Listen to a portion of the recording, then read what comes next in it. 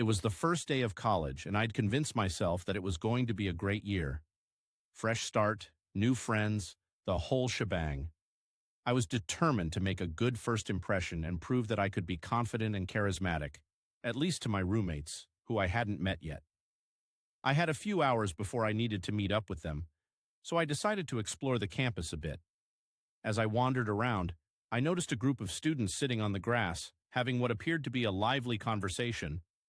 I walked by, hoping to make a cool, nonchalant impression, but then my shoelaces decided it was time to become best friends with the grass. In the most graceful of moves, I tripped over my untied laces and plummeted forward, face first, into the soft earth. Great, off to an amazing start. But it wasn't just the fall that was embarrassing. No, my hand, in its desperate attempt to break the fall, somehow landed right in the middle of someone's sandwich, a half-eaten turkey club.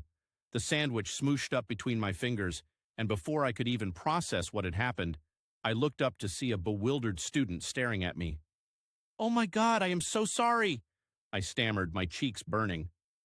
I quickly tried to wipe my hand on my pants, but that only made it worse. I was wearing white jeans. The sandwich owner, a guy with a very messy but charming curly-haired look, stared down at his now ruined lunch, clearly unsure how to respond. I just stood there, helpless, staring at him and his squished sandwich. It's okay," he said, finally breaking the silence. "It wasn't the best sandwich anyway. Kinda bland." I tried to laugh it off, but it came out more like a strange coughing sound, and the awkwardness just grew.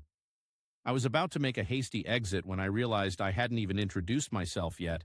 "I'm, James. Sorry again, I just tripped over my own feet," I mumbled, still trying to wipe my hand off with no luck. His smile turned slightly amused. "Don't worry about it. I'm Alex. And hey, if you're new here, I can give you a tour or something to help you avoid more sidewalk sandwiches." I awkwardly nodded, but before I could gather myself enough to say anything coherent, I heard a voice behind me. "Oh my God, James, what did you do?" I turned to find one of my roommates, Lucy, standing there with wide eyes, taking in the scene. I could see her suppressing laughter. "Did you really just fall into someone's lunch?" she asked, her voice a mixture of disbelief and amusement. "I didn't mean to," I exclaimed, my face now the color of a ripe tomato.